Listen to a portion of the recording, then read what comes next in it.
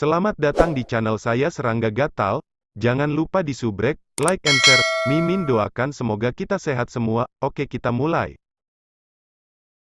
Ketika dia menyaksikan Nuo-Nuoan putus asa dalam bentuk 10.000 hantunya, Jenderal Kumeng menoleh ke arah Lord Yulan di sebelahnya dan mengirimkan pesan kepadanya, "Tuhan, apakah tidak ada cara yang bisa kamu pikirkan untuk menyelamatkan Nuo-Nuoan?"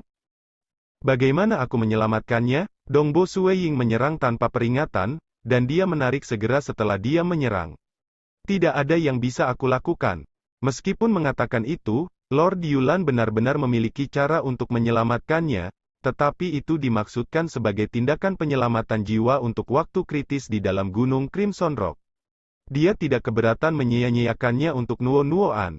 Baginya, Nuo-Nuoan hanyalah bawahan. Sementara pasukan utama sebenarnya dimaksudkan untuk mencari harta karun Crimson Rock Mountain hanya terdiri dari dirinya sendiri. Baik itu Nuo-Nuoan, Jenderal Kumeng, atau bahkan keduanya bersama-sama, mereka tidak mendekati pentingnya yang dia tempatkan pada keselamatannya sendiri. Lord Yulan menyaksikan dengan penuh minat. Nuo-Nuoan, 10.000 tubuh hantu yang tidak lengkap mengirimkan beberapa hau kematian, tetapi tidak satu pun dari mereka yang berhasil. Lawannya bahkan tidak memiliki ki. Mungkin dia memegang semacam harta aneh? Atau apakah dia juga memahami makna sejati pelindung di atas yang lain? Dari kejauhan, lolongan sedih Nuo-Nuoan bergema. Wajahnya menunjukkan ekspresi yang sengit dan geramannya tampaknya merupakan kumpulan suara yang tak terhitung. Dia menggeram dengan tajam, suaranya jernih di antara banyak jeritan, "Aku tidak bisa menerima ini. Tidak mungkin." Tubuh 10.000 hantu raksasa itu meledak dengan ledakan yang memekakkan telinga. Kekuatan menakutkan yang terkandung dalam tubuh meletus dalam sepersekian detik, tersebar ke segala arah. Ledakan berumur pendek ini benar-benar berada pada level dewa dalam hal kekuatannya. Ini pembalasan tubuh 10.000 hantu. Alis Lord Yulan berkedut. Gelombang kejut yang menakutkan telah menyebar ke lokasinya dalam sekejap. Itu benar-benar kuat, tetapi energinya tersebar karena efeknya. Semakin jauh menyebar, semakin tidak kuat itu. Pada saat itu mencapai Lord Yulan dan Jenderal Kumeng, itu nyaris tidak menimbulkan ancaman. Tubuh perak Jenderal Kumeng bergerak di depan untuk secara paksa melindungi Lord Yulan dari gelombang kejut yang masuk. Hong sangat lama. Seperti terumbu saat diterjang ombak, dia tidak bergerak sedikit pun. Jenderal Kumeng dengan muram berkata, dia benar-benar meledakkan diri. Dia, sejak awal, tidak berada di ranah yang cukup tinggi, sehingga dia hampir tidak bisa mempertahankan 10.000 tubuh hantu. Bahkan kemudian, dia tidak bisa menahan bentuk itu terlalu lama. Begitu dia tidak bisa menahannya lagi, dia meledakkan diri. Lord Yulan menggelengkan kepalanya. Dia hilang. Perlu dicatat bahwa pertahanan Dongbo Sueying lebih kuat dari yang kami harapkan. Aku curiga dia memiliki semacam harta pelindung khusus, atau dia pasti telah memahami makna sejati defensif. Kecuali dia memiliki harta khusus, itu mungkin makna sejati yang lain yang berfokus pada kemampuan bertahan. Lord Yulan tersenyum. Transcendent Clansia ini cukup sulit untuk dihadapi, tapi dia masih muda, dan penetrasi dan meraj ekstrimnya mungkin masih di puncak tahap kedua. Jika mereka belum mencapai tahap ketiga, dia tidak akan membahayakan kamu, Jenderal Kumeng. Prestasi terbesarnya adalah tubuhnya. Itu sombong, memancarkan tekanan yang cukup untuk bahkan menekan Nuo-Nuoan. Sementara Lord Yulan dan Jenderal Kumeng dengan tenang menganalisis serangan itu, transenden dari klan Xia benar-benar tergerak. Mereka menyaksikan Nuo-Nuoan raksasa meledak, dengan kekuatan seperti Armageddon yang dihasilkan mengubah sekitar 500 km menjadi bumi hangus meskipun ditekan oleh battleship D9. Dia mati, seperti itu. Di balik dinding transparan demigod klan Xia, sampai yang terakhir, menyaksikan ledakan yang menyilaukan, itu tampak seperti ledakan kembang api yang sangat besar. Kembang api khusus ini, bagaimanapun, menandai jatuhnya penekan era. Itulah bagaimana Nuo-Nuoan menemui kematiannya di tangan Sueying. 10.000 tubuh hantunya dapat menghantam ketakutan ke dalam hati bahkan dari mereka yang hanya melihat dari jauh, namun pada akhirnya, dia masih mati. Sueying sudah bisa dianggap sebagai anggota terkuat dari Xia Clan kami, Mountain Lord. Dia berbicara dengan bebas, mengungkapkan senyum. Baik Tetua Aolan, Kaisar Infernal, Iblis Darah, atau bahkan pendeta ketiga yang misterius. Tidak bisa lagi mencapai Sui Ying. Dia sudah memiliki kekuatan penekan era. Dan dia sekuat ini tanpa menggunakan harta karun dewa. Hahaha, senyum si Kong yang semakin melebar. Bagus. Dia adalah bagian dari fraksi Dao air kita, dan aku bahkan tuannya kembali di Scarlet Cloud Mountain. Berhenti pamer, si Kong Yang. Saat itu, kamu bahkan memarahinya dan mencoba memaksanya memahami makna sejati air dan api. Di samping, Gong Yu bergabung dengan mereka sambil tersenyum. Dia kuat, sangat kuat. Sui Ying menerima status era supresor, setelah membunuh orang luar lain di level itu. Jelas, meskipun telah meraih 3 True Meanings tingkat 2, semuanya berada di puncak tahap kedua. Tidak hanya itu, 3 makna sejati, penetrasi ekstrim, meraj, dan bintang cukup menakutkan, tetapi bahkan lebih menakutkan bila digabungkan. Nuo-Nuoan telah menyaksikan itu. Melihat ke belakang, bagaimanapun, Nuo-Nuoan harus menjadi anggota tim terlemah dari Dark Abyss. Istana Chen melihat ke kejauhan. Aku tidak bisa melihat perubahan ekspresi Lord Yulan, terlepas dari kematian Nuo-Nuoan. Sebuah bobot membebani hati dan pikiran setiap demigod klan Xia yang ada. Mereka semua telah melihat bagaimana serangan Lord Yulan dengan mudah menghancurkan barisan pertahanan utama dari Gunung Dewa Putih Hitam, dengan kekuatan yang pastinya setingkat dewa. Dia berada di panggung yang secara fundamental berbeda dari era supresor biasa. Di kuil markas Dewa Bumi, di dalam taman. Tim kuil Dewa Bumi yang dikirim dari alam dewa terdiri dari Bobo berambut merah, Bahan yang kurus dan tinggi, serta Tuan Muda, pemuda lapis baja emas, Wu Mahai, semuanya berbalik untuk melihat ke kejauhan. Mereka bisa merasakan fluktuasi mengerikan yang datang dari jarak lebih dari 50.000 kilometer. Meskipun energi yang mereka rasakan sangat lemah, mereka dapat mengatakan bahwa, di kejauhan, gelombang itu harus sangat kuat. Fluktuasi yang kuat, mereka tampaknya datang dari ratusan ribu kilometer jauhnya. Di sana, ombaknya harus cukup kuat untuk menembus ke alam dewa. Mata Wu Mahai bersinar, dan dia segera berdiri. Ayo kita lihat, mungkin mereka datang dari lawan yang harus kita hadapi di dalam Gunung Scarlet Rock. Petik 2. Ayo pergi. Bahan dan Bobo keduanya berdiri juga. Dalam sekejap, mereka bertiga telah terbang tinggi dan membuka terowongan di ruang angkasa, yang melaluinya mereka kemudian bergegas menuju Black White Deity Mountain. Mereka bukan satu-satunya yang merasakan fluktuasi. Satu persatu, tim-tim lain juga berangkat ke sumber. Deity Tracer, Sui Ying menatap sepasang mata hijau bercahaya sejenak sebelum menempatkannya di dalam harta karun penyimpanannya. Keberadaan besar dari abis kegelapan yang telah mengirim dewa harta ini turun mungkin juga meninggalkan beberapa trik, membuatnya sulit untuk disempurnakan. Bagaimanapun, dia bahkan tidak bisa menggunakan Qi, jadi dia tidak punya cara untuk memperbaikinya, mendorongnya untuk dengan cepat mengesampingkannya. Dia kemudian mengambil cincin penyimpanan, dan setetes darah dari ujung jarinya dengan cepat meresapinya. Mudah bagi seorang transenden untuk memurnikan harta yang tidak memiliki pemilik seperti ini. Mereka bisa menggunakan Qi, sihir, kekuatan jiwa, atau bahkan darah. Bahkan transenden yang paling biasa yang bahkan tidak bisa menggunakan Qi atau kekuatan sihir memiliki pilihan untuk menggunakan bantuan susunan formasi dan darah untuk mengambil kepemilikan dari cincin penyimpanan. Setelah mengalihkan kepemilikannya kepada dirinya sendiri, ia mencari isinya. Dia dengan cepat menemukan banyak bola kristal di dalam cincin, dan di dalam masing-masing bola ini melolong tak terhitung semangat yang pergi. Wajah Sui Ying berubah pucat, dan dia menggeram, sialan semuanya. 100.000 kilometer jauhnya, ruang angkasa terbuka, dan beberapa tokoh kuat terbang dari dalam. Yang pertama kali muncul adalah Master Klan Mei San tua, seorang pria berpakaian hitam, dan seorang wanita muda dalam pakaian putih. Sui Ying mengerti mengapa mereka tiba. Sepertinya mereka telah memperhatikan ledakan dari sebelumnya. Aku tidak berharap Master Klan Mei San memiliki beberapa teman juga. Petik 2. Mengikuti dari belakang adalah dua tim lain, salah satunya adalah satu dari kuil Dewa Bumi.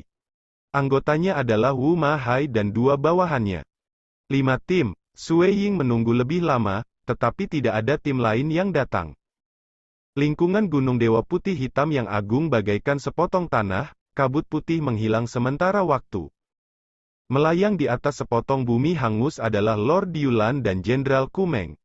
Semuanya tenang, mereka berhadapan melawan Battleship D9, yang jaraknya tidak terlalu jauh. Ekspresi Lord Yulan sedikit berubah. Dia melihat ke kejauhan. 4 tim Transcendent datang satu demi satu. Oh, ini seharusnya tim dari Dark Abyss, kan? Komandan dari tim terakhir adalah seorang remaja yang mengenakan emas. Dia dengan santai berkomentar, apa yang terjadi? Menurut aturan kuil temporal, mengirim demigod yang kuat memungkinkan dua lainnya untuk menemaninya juga. Mengapa tim Dark Abyss hanya memiliki 2 demigods? Kecuali, salah satu dari mereka telah mati di tangan klan Xia? Klan Xia mungkin lemah, tetapi dengan fondasi mereka yang terakumulasi, mereka tidak memiliki kekuatan untuk marah. Anak buahnya mungkin sudah mati. Komandan tim dari kuil Dewa Bumi, pemuda berarmor emas bernama Wu Mahai, tertawa dengan kejam. Aku Chen Jiu, bolehkah aku tahu siapa ini? Komandan Bloodset Tavern, Chen Jiu, adalah yang paling sopan di antara mereka semua. Wu Mahai, jawab pemuda berarmor emas itu. Remaja itu mengenakan jubah emas sambil tersenyum pada Master Klan Meisan. Wu Huang, aku pernah mendengar bahwa kamu telah melepaskan diri dari kendali kuil temporal. Siapa yang akan membayangkan bahwa kamu akan berada di sini berpartisipasi dalam perselingkuhan ini juga? Haha, itu sudah lama sekali sejak kita terakhir bertemu. Terutama sejak sebelumnya ketika kami bertarung, pertempuran itu benar-benar sesuatu yang tidak bisa aku lupakan. Master Klan Meisan mengerutkan kening. Jian Huang, apakah kamu ingin bertarung sekarang? Tidak ada gunanya. Di dalam Crimson Rock Mountain, musuh kita adalah bahaya yang mengintai di dalam. Kita mungkin masih harus bekerja sama. Remaja berjubah emas itu tersenyum. Master Klan Meisan mendengus dan tidak berbicara setelahnya. Mereka berdua dulunya adalah reinkarnator dari kuil temporal dan telah bertarung sebelumnya. Tentu saja, Master Klan Meisan sudah mendapatkan kembali kebebasannya. Bodoh Nuo-Nuoan, Lord Yulan mengutuk dalam hati, setelah kematiannya, dia bahkan menarik orang-orang ini. Namun, dia tidak khawatir. Ini karena mereka memiliki cukup banyak informasi terperinci terkait dengan Crimson Rock Mountain. Berpetualang melewati gunung tidak membutuhkan pembantaian. Mereka hanya perlu menerobos banyak bahaya yang bersembunyi di dalam sebelum bisa mendapatkan apa yang mereka inginkan. Mereka bahkan bisa bekerja sama satu sama lain. Ini juga alasan mengapa Bloodset Tavern setuju untuk membawa Sui Ying bersama mereka. Mereka tidak takut merampas harta karun itu. Lord Yulan mengarahkan visinya menuju Battleship D9 yang jauh dan dengan dingin mendengus. Cukup, Xia Clan, kamu semua ingin mengancam aku hanya dengan Dongbo Sui Ying? Aku sarankan agar kamu semua dengan patuh menyerahkan gulungan kelas dewa. Petik 2. Dia tidak memiliki kesabaran lagi. Serahkan gulungan kelas dewa, tawa yang dipenuhi dengan amarah yang ditekan dan niat membunuh bergema, dan seorang remaja berjubah putih muncul dari meraj. Itu tidak lain adalah Sui Ying. Lord Yulan, mata Sui Ying dipenuhi dengan neraka yang mengamuk. Sebuah bola kristal muncul di tangan kanannya dan dengan itu langsung hancur.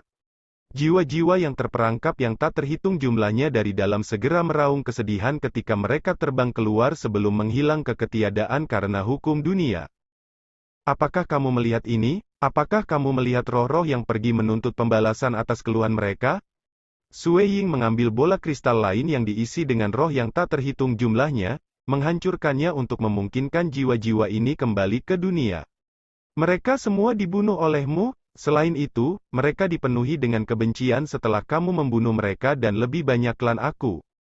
Mereka tidak memiliki kebencian terhadap kamu dan menjalani kehidupan mereka dengan damai. Namun kamu membantai mereka dan menyiksa jiwa mereka sampai-sampai mereka dipenuhi dengan keluhan.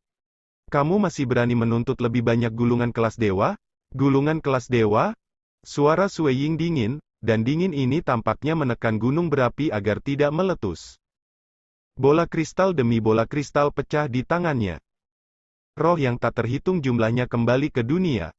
Adegan tunggal ini telah membuat semua Transcendent Klan Xia di Battleship D9 merasa sakit hati. Oh, aku hampir lupa mengatakan ini. tetapi aku sudah memakan 100 juta jiwa klan kamu.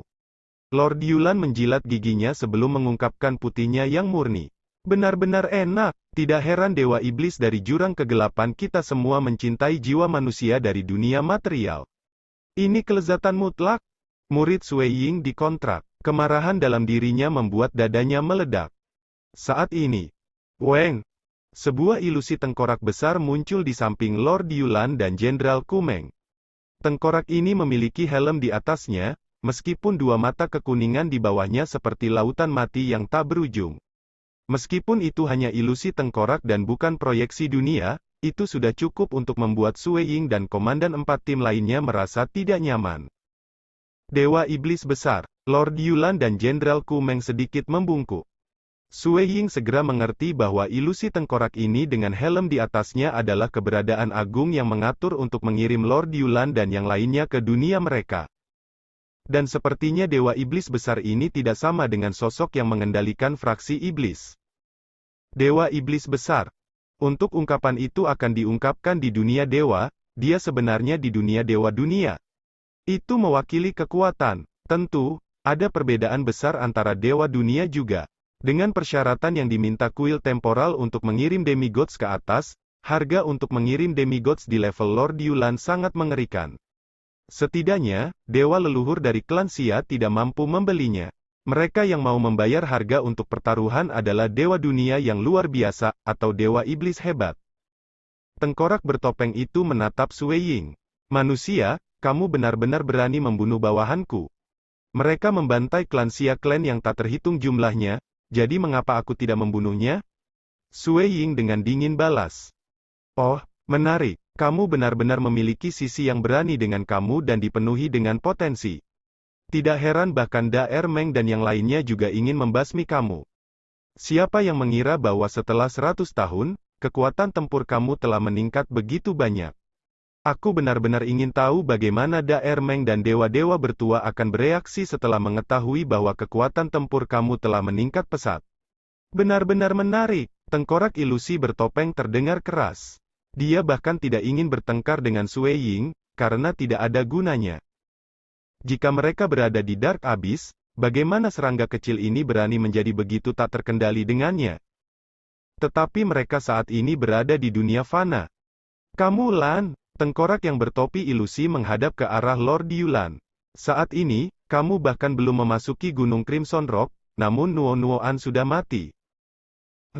Dewa Iblis yang hebat, kamu harus yakin. Jika misinya gagal, maka aku pasti akan mati.